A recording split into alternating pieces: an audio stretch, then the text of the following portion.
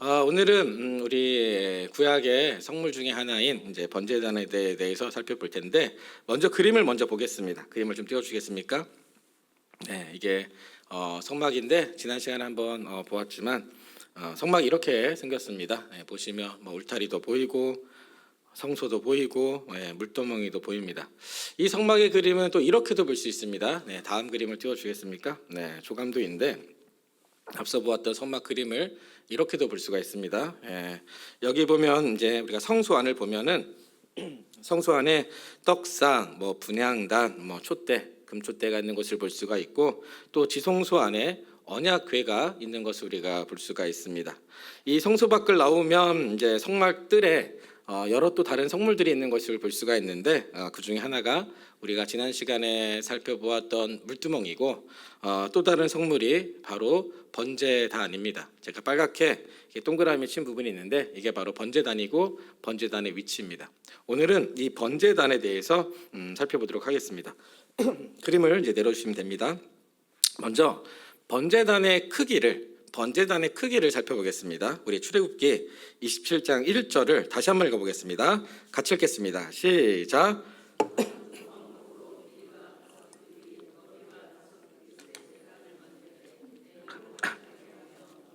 장기뷰스로 하고 지금 번제단의 크기가 어떻게 된다는 것입니까? 길이가 5규빗, 너비는 5규빗, 높이는 3규빗입니다. 한 규빗은 성인 손가락 끝부터 이 팔꿈치까지의 길이로 대략 45에서 50cm 정도 됩니다.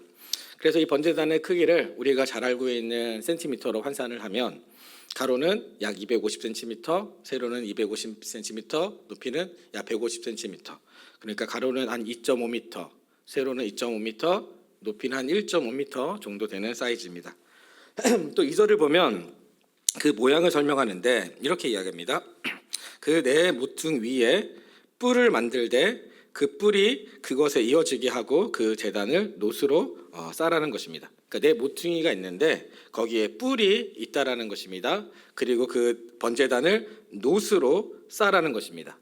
이번에는 4절을 보면 번제단 안에 이 노스로 만든 그물을 제작하라고 말한 것을 볼 수 있습니다. 우리 4절을 한번 같이 읽어보겠습니다. 4절 읽겠습니다. 시작. 제단을 위하여 노꼬리 넷을 만들고 지금 성경에서 보는 것처럼 제단을 위하여 노스로 그물을 만들고 또 내 모퉁이에는 노꼬리 넷을 만들라라고 말을 하고 있습니다. 6절에 보면은 채를 조각목으로 만들고 노스로 그것을 쌓고 양쪽 고리에 그 채를 꿰어 제단을 매게 하라고 이야기하고 있습니다. 이렇게 말로만 들으면은 사실 머릿속에 그림이 잘 안 그려지기 때문에 제가 그림 자료를 준비했습니다. 한번 띄워주시겠습니까? 네, 이게 바로 번제단입니다. 번제단. 다만 말씀드리지만 제가 보여드리는 그림 자료는 어디까지나 참고용입니다. 모세 때 만들었던 번제단과 모양이 100% 일치하느냐? 전혀 그렇지 않습니다. 실물 자료가 없기 때문에 그냥 학자들이 유대 문헌이나 성경을 통하여서 이렇게 생기지 않았을까라고 추정할 뿐입니다. 그러니까 표준 모델이 없다라는 것입니다. 그래도 글로만 보는 것보다 이렇게 한번 그림을 보면 이해가 쉬워서 제가 그림을 준비했습니다. 다시 이제 번제단을 좀 보면 간단하게 다시 보면 띄워주겠습니까? 번제단의 그림을. 이 지금 번제단의 본체가 일단 보이시고요. 보이고 그리고 그 제단 본체 네 규퉁이에 이 본체와 하나로 연결된 뿔도 보입니다. 이렇게 손가락 모양처럼 이렇게 솟아 있는 거 보이십니까? 그게 번제단의 뿔입니다. 이 번제단의 뿔에 짐승의 피가 발라지기도 하고 또 아주 가끔씩이지만 번제물을 이 뿔에 걸어두기도 합니다. 이 뿔과 관련해서 우리가 잘 알고 있는 성경의 사건은 아마도 열왕기상 1장에 등장하는 다윗의 아들 아도니아가 솔로몬을 피해 살고자 할 때 제단뿔을 잡았다라고 하는데 우리 한 말씀을 보겠습니다. 열왕기상 1장 50절 51절인데 제가 읽어보겠습니다. 50절. 아도니아도 솔로몬을 두려워하여 일어나 가서 제단뿔을 잡으니, 우리 51절은 같이 읽겠습니다. 시작. 어떤 사람이 솔로몬에게 말하여 이르되 아도니아가 솔로몬의 왕을 두려워하여 지금 제단뿔을 잡고 말하기를 솔로몬의 왕이 오늘 칼로 자기 종을 죽이지 않겠다고 내게 맹세하기를 원한다 하나이다. 아멘. 지금 성경에서 보는 것처럼 이 아도니아가 솔로몬의 왕을 두려워해서 제단뿔을 잡았다라고 하는데, 이때 잡았던 그 제단뿔이 번제단, 아까 보았던 그 뿔입니다. 다시 한번 번제단의 그림을 보여주시겠습니까? 네, 그 뿔, 그때 잡았던 뿔이 이 번제단의 뿔입니다. 그림을 조금 더 보면 이 번제단 안에 그물 모양의 석쇠 같은 것이 보입니다. 네, 보이시나요? 석쇠 같은 거. 이것이 4절에 보았던 그 놋으로 만든 그물입니다. 그래서 이 놋 그물 위에 장작이 올라가게 되고 그 장작 위에 번제물을 올리게 됩니다. 그림을 한번 띄워주시겠습니까? 네, 그림을. 네, 이 그림 보이시나요? 여기 지금 번제단은 보이시죠? 번제단. 거기에 제물이 올려져 있는 게 보이십니까? 네, 그 제물 밑에 장작이 있고 그 장작 밑에 아까 말씀드렸던 놋그물이 있는 것입니다. 이제 그림을 다시 한번 번제단 그림으로 바꿔주시면 좋겠습니다. 또 번제단을 조금만 더 보면 이번에는 번제단 양 옆에 2개씩 놋 고리가 있는 것을 볼 수가 있고 그것에 채가 굽혀져 있는 것도 볼 수가 있습니다. 이 채는 조각목에 놋을 씌우게 된 겁니다. 채를 만든 것은 이 광야에서의 이동성의 효율을 높이기 위해서 만든 것입니다. 이제 그림을 내려주시면 됩니다. 앞서 말씀드렸는데 이 번제단을 제작했을 때 주 재료가 무엇이라고 말씀드렸습니까? 하나는 놋이고 또 하나는 조각목입니다. 우리 말씀을 다시 보면 출애굽기 27장 1절을 다시 보면 이렇게 말하는 거죠. 너는 무엇으로요? 조각목으로. 그러니까 지금 성경에서 보는 것처럼 번제단은 조각목으로 만들었습니다. 그 위에 놋을 입히게 됩니다. 조각목이라고 하니까 무슨 나무 조각을 이렇게 붙여서 이어서 번제단을 제작했나라고 생각할 수 있는데 전혀 그렇지 않습니다. 이 조각목은 시띠나무라고 불리는 아카시아 나무의 일종입니다. 물론 우리가 잘 알고 있는, 흔히 볼 수 있는 그런 종류의 아카시아 나무와는 조금 다른 종류의 아카시아 나무입니다. 그런데 한글 성경이 이것을 좀 오역해서 이 조각목을 이 아카시아 나무를 이 조각목으로 이제 번역한 거죠. 그래서 공동 번역이나 새 번역 성경을 보면 이 조각목을 아카시아 나무라고 번역한 것을 볼 수가 있습니다. 이 조각목은 지난번에도 한번 말씀드렸는데 팔레스타인 광야 도처에서 굉장히 흔하게 볼 수 있는 나무라고 합니다. 굉장히 귀한 나무로 하나님의 성물인 이 번제단을 제작했을 것 같은데 전혀 그렇지 않다라는 것입니다. 흔하게 볼 수 있는 나무. 그러니까 이 조각목은 보면은 열매도 별로 없고 잎사귀도 많지 않고 또 광야에서 비바람을 하도 많이 맞아서 삐뚤어지고 휘고 못생긴 나무라고 합니다.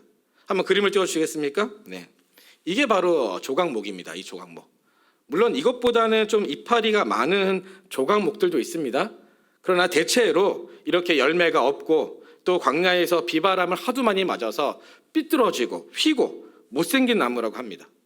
매력적인 것은 하나도 찾아볼 수 없는 그저 평범한 참 볼품이 없는 그런 나무인데, 놀라운 것은 이런 나무가 하나님의 영광을 위하여 하나님의 성물로 사용되었다라는 것입니다. 겉보기에는 매력적인 것이 하나도 없는, 하나도 찾아볼 수 없는 그런 나무가 하나님을 위해 사용되었던 것입니다. 하나님의 손에 붙잡히면 다른 차원의 인생이 된다라는 것입니다. 우리도 마찬가지입니다. 비록 우리가 평범하고 초라하고 때로는 다른 사람과 비교했었을 때 나는 아무것도 아닌 것처럼 느껴질 수도 있지만 하나님의 손에 붙잡히면 하나님의 영광을 위해 사용되어진다라는 것입니다. 교회도 마찬가지입니다. 지난번에 제작 세미나 때 우리 강사 목사님께서 그런 말씀하셨는데 우리는 완성형의 사람들이 아닙니다. 완성형의 사람들이 아니고 여전히 부족하고 여전히 흠도 많고 여전히 연약한 사람들이 모여 있는 곳이 바로 교회입니다. 그러나 그런 연약한 우리들이지만 하나님의 손에 붙잡히면 평범하고 초라한 그 조각목이 하나님의 영광을 위하여 사용되어진 것처럼, 비록 우리가 연약한 사람일지라도 하나님의 손에 붙잡히면 하나님의 영광을 위해 귀하게 사용되는 줄 믿습니다. 그래서 우리가 교회를 위해서 여러 가지 기도 제목을 놓고 기도해야 되겠지만, 무엇보다도 기도해야 되는 것이 있다면 우리가 날마다 하나님의 손에 붙들려 살도록, 붙들려 있도록 기도해야 한다는 것입니다. 하나님의 손에 붙잡히면 비록 우리가 연약하고 부족하더라도 하나님의 영광과 그분의 나라를 위해 사용되어진다는 것입니다. 우리 옆 사람 보면서 그래서 이렇게 한번 이야기해 보시면 좋겠습니다. 한번 보시면서요, 이렇게 한번 앞뒤로 없으면 이렇게 얘기해 볼까요? 끝까지 하나님의 손에 붙들려 삽시다. 끝까지 하나님의 손에 붙들려 삽시다. 우리 한 번만 더 이렇게 얘기했으면 좋겠습니다. 당신은 이미 하나님의 손에 붙들린 인생입니다. 네, 그렇게 정말 믿고 생각하시죠? 우리 예수비전 교회와 우리 인생이 날마다 하나님의 손에 붙들려 하나님의 영광과 나라를 위해서 살아가면 좋겠습니다. 다시 번제단으로 좀 돌아와서 이 번제단을 조금 더 살펴보고 싶은 것이 있는데, 이 번제단에서 이스라엘은 매일 하나님께 희생 제물을 드렸습니다. 그러니까 상번제라고 해서 출애굽기 29장을 보면 이스라엘은 매일 아침 저녁으로 어린 순양 한 마리씩을 이 번제단에서 하나님께 희생 제물로 드렸습니다. 또 우리가 잘 알고 있는 이스라엘의 5대 제사. 5대 제사가 무엇입니까? 번제, 소제, 화목제, 속제제, 속건제. 저는 이제 앞글자만 따서 외웠는데요. 번소화제권 이렇게 외웠는데, 번제, 소제, 화목제, 죄, 속제제, 속건제. 이 이스라엘의 이 5대 제사 역시 이 번제단에서 진행되었습니다. 그런데 이 희생 제사, 이스라엘이 희생 제사를 지낼 때 이스라엘은 그냥 아무렇게나 자기가 하고 싶은 대로 제사를 드릴 수가 없었습니다. 바로 하나님께서 제정하신 율법에 따라 제사를 드려야 했습니다. 그 제사의 절차가 레위기 1장에 잘 소개되어 있습니다. 간단하게 좀 살펴보려고 하는데, 이 제사는 총 4가지의 순서, 4가지의 절차로 진행되었습니다. 첫 번째 띄워주시겠습니까? 제사를 드리는 사람이 제사에 사용될 번제물을 가지고 성막으로 옵니다.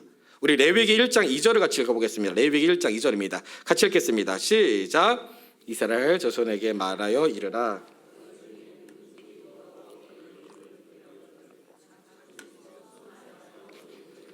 지금 성경에서 보는 것처럼 제사를 지내는 사람이 가축 중에 소나 양을 하나님께 예물로 가지고 옵니다. 또 10절을 보면 염소를 드릴 수도 있고요. 또 14절을 보면 형편이 안 되는 사람, 그러니까 경제적으로 어려운 사람들은 산비둘기나 집비둘기를 드릴 수도 있었습니다.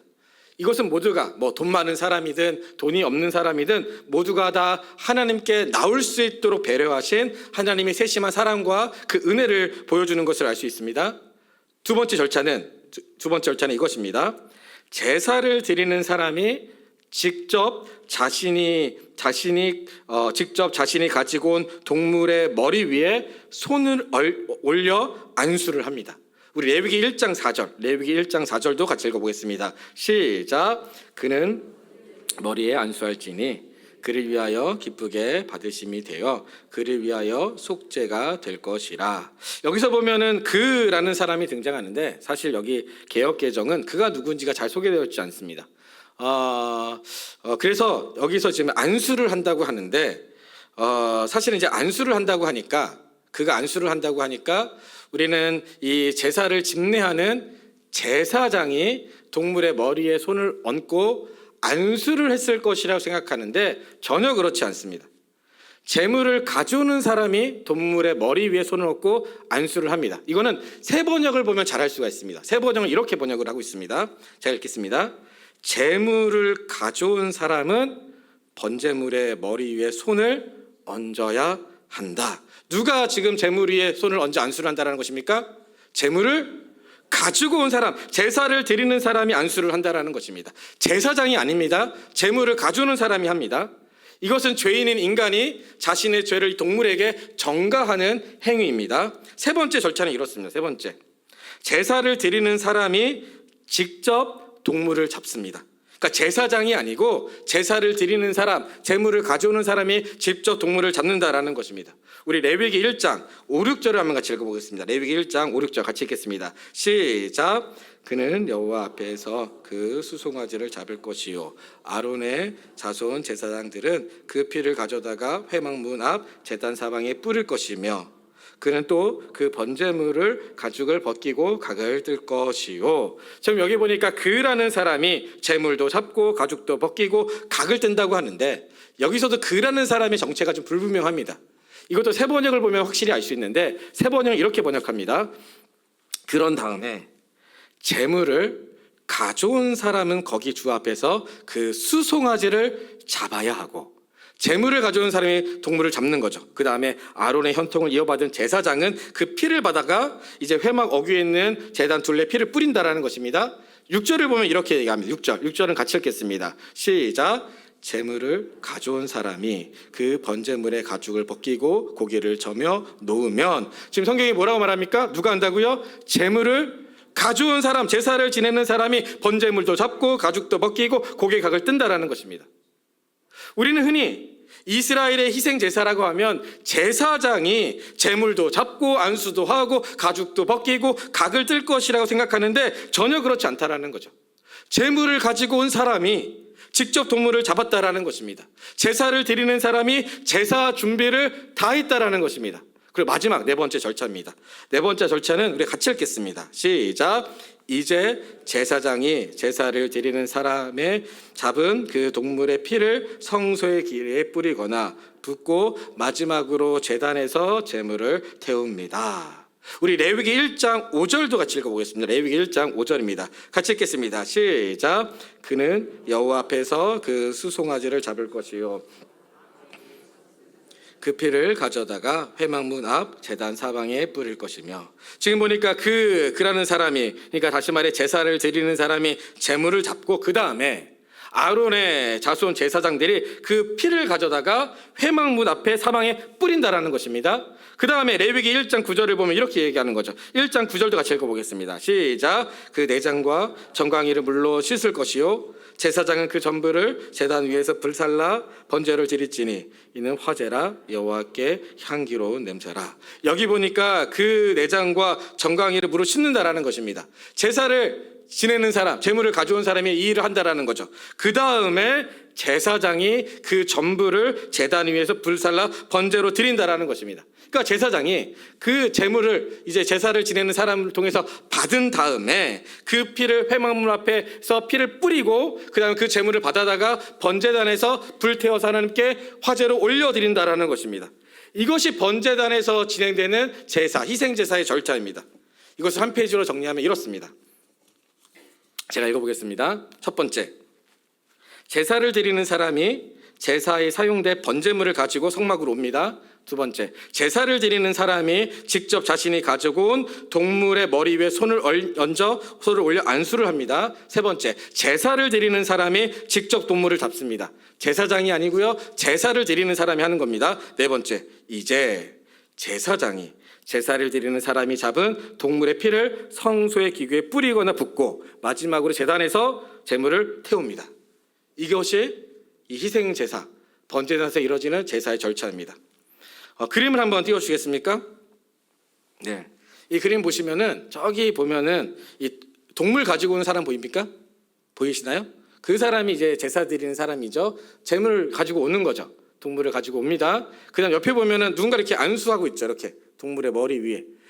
제물을 가져온 사람이 동물의 머리 위에 손을 얹고 안수를 합니다. 그 옆에 보면 이제 뭐 하고 있습니까? 동물을 잡고 있죠. 누가 하는 겁니까? 제사를 지내는 사람, 제물을 가져온 사람이 동물을 잡고 있습니다. 그 다음에 저희 번제단 위에서 제사장들이 이제 그 피도 뿌리고 준비한 제물을 가지고 번제단 위에서 불태워서 하나님께 올려드리는 겁니다. 네, 이렇게 이루어지는 거죠.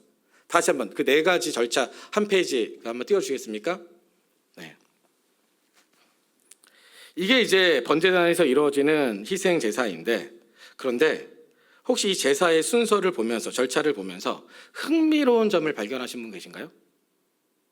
이 제단에서 이루어지는 이 제사의 절차를 가만히 들여다보면 누구의 역할이 굉장히 크게 작용하고 있습니까?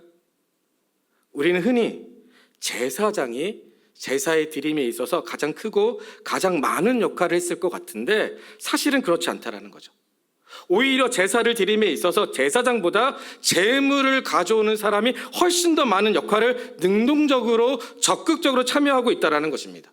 이것은 제사를 드림에 있어서 굉장히 중요한 사실입니다. 레위기를 쭉 읽어보시면 더 아시겠지만은 언제나 제사장보다 제물을 가져오는 사람, 제사를 드리는 사람이 훨씬 더 중요한 역할을 했다라는 것입니다. 제사장은 마치 다 차려진 밥상 위에 숟가락만 얹은 듯한, 그냥 마침표만 찍은 듯한 인상을 주게 됩니다.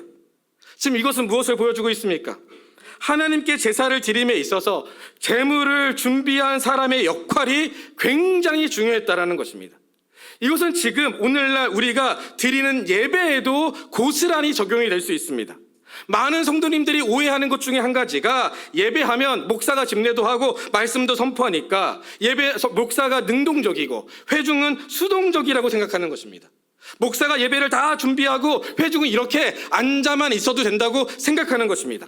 하지만 그렇지 않다라는 것입니다. 이런 생각은 잘못된 생각이고 이런 예배는 비성경적인 예배라는 것입니다.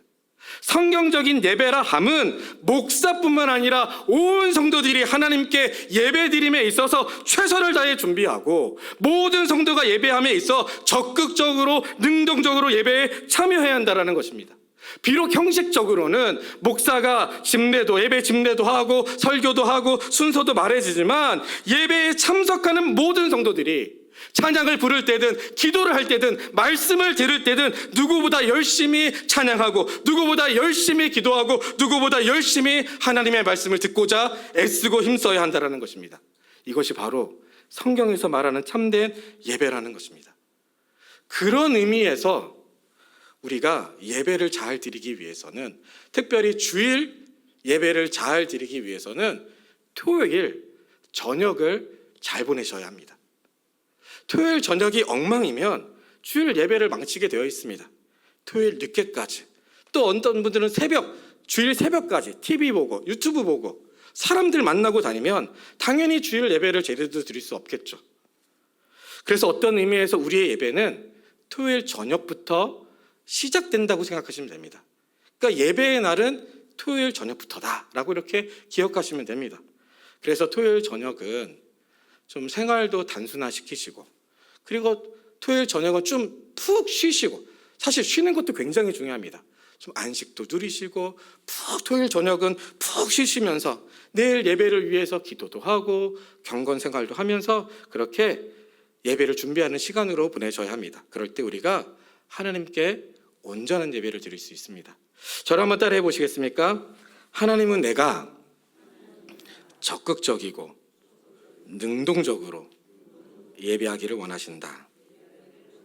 우리 한 번만 더 따라해 보시겠습니까? 예배는 토요일 저녁부터 시작된다. 예배는 목사뿐만 아니라 온 회중이 함께 적극적으로 능동적으로 준비하고 함께 예배해야 합니다. 우리 예수비전교회 모든 성도님들이 이 말씀을 기억함으로 바로 하나님께서 찾으시고 기뻐하시는 그런 능동적이고 적극적인 예배가 되기를 진심으로 소망합니다. 이제 마지막으로 한 가지만 짧게 간단하게 말씀을 드리고 설교를 마무리하겠습니다. 구약의 성막과 성물을 공부할 때 우리가 꼭 잊지 말아야 할 것이 있습니다. 그것은 이것이 무엇을 상징하느냐 하는 것입니다. 성막과 성물은 누구를 상징합니까? 바로 예수 그리스도를 상징합니다. 번제단도 마찬가지입니다. 번제단도 예수 그리스도를 상징합니다. 사실 성막 안에 있는 여러 성물들이 있는데 어쩌면 그 중에 이 번제단이야말로 그 예수 그리스도의 대속의 의미와 십자가의 사랑을 가장 잘 보여주는 성물이라고도 말할 수 있습니다.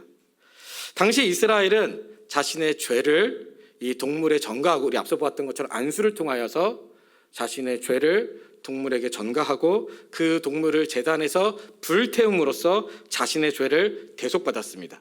이 번제단의 이 번제라는 단어가 이 올라간다라는 의미를 가지고 있는데, 이것은 불로 희생제물을 완전히 불태움으로써 하나님께 예물 전체가 연기 가운데 올라가게 되고 이스라엘 백성의 죄가 대속되었음을 의미하는 것입니다. 그런데 여기서 우리가 한 가지 잊지 말 것이 있습니다. 그것은 우리가 이 주님의 은혜와 사랑을 받는데, 우리가 구원을 받는데, 우리의 죄를 용서받는데 우리가 한 것은 아무것도 없다라는 것입니다. 오직 주님의 은혜와 사랑으로 이루어졌다라는 것입니다. 이것을 아는 것이 굉장히 중요합니다. 왜냐하면 지금도 여전히 많은 우리 성도님들 가운데 우리가 구원을 받기 위해서 뭔가를 좀 더 보태야 되는 것은 아닌가, 무언가를 좀 더 해야 되는 것은 아닌가라고 생각하는 분들이 의외로 많습니다. 제가 영적 성장반을 하거나 아니면 소그룹 모임에서 이 주제와 관련해서 이야기를 하다 보면은 의외로 우리가 구원을 받고 죄 용서를 받는데 뭔가를 더 해야 되는 것은 아닌가라고 생각하는 분들이 의외로 많습니다. 그러나 그렇지 않다라는 것입니다. 우리가 구원을 받는 데 있어서 우리가 더 이상 할 것은 아무것도 없다라는 것입니다. 물론 저는 그분들의 마음을 이해하지 못하는 것은 아닙니다. 왜냐하면 인과응보에 익숙한 우리에게 이유 없이 선물을 우리가 받았다라고 하는 것, 또 우리가 어떤 잘못을 했는데 어떤 체벌이나 어떤 대가 지불 없이 그저 예수님을 믿었다라는 이유 한 가지만으로 우리가 죄 용서를 받고 천국 가고 구원을 받았다라는 것을 받아들이는 것이 어려울 수도 있습니다. 그런데 그 엄청난 일을 하나님께서 우리를 위해서 하셨다라는 것입니다. 우리를 위해서, 우리를 대신해서, 우리를 대표해서 그 예수님께서 친히 대제사장이 되셨고, 그 예수님께서 친히 희생 제물이 되셔서, 그 예수님께서 친히 십자가에서 하나님께 자신을 번제물로 드리심으로써 우리의 죄를 용서하시고 우리를 구원하여 주셨다라는 것입니다. 우리는 그것을 그저 주님의 이 은혜와 사랑을 믿음으로 받아들이기만 하면 됩니다. 이 점과 관련해서 필립 얀시가 놀라운 하나님의 은혜라는 책에서 이것을 아주 잘 설명하는 대목이 있어서 제가 그것을 읽어드리고 설교를 마치도록 하겠습니다. 필립 얀시는 이렇게 썼습니다.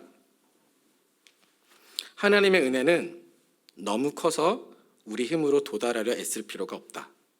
사람들은 자기가 하나님의 사랑을 받을 자격이 있음을 보이려다 복음의 핵심, 즉 하나님의 사랑은 자격 없는 자에게 주시는 선물이라는 사실을 놓치고 만다.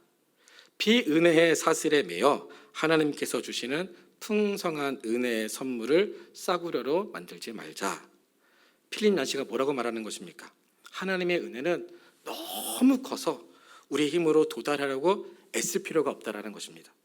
사람들이 자기가 하나님께 사랑받을 자격이 있음을 보이려다가 오히려 그 행위가 복음의 핵심, 즉 하나님의 사랑은 자격 없는 자에게 주시는 그 놀라운 선물이라는 사실을 놓치고 만다라는 것입니다. 그러면서 비은혜의 사슬에 매여서 하나님께 주시는 그 풍성한 은혜의 선물을 싸구려로 만들지 말자라는 것입니다. 하나님께서 베푸신 구원에 우리가 첨가할 것은 아무것도 없습니다. 우리는 그저 은혜와 사랑으로, 그분의 은혜와 사랑으로 구원을 받았습니다. 사랑하는 성도 여러분, 말씀 맺도록 하겠습니다.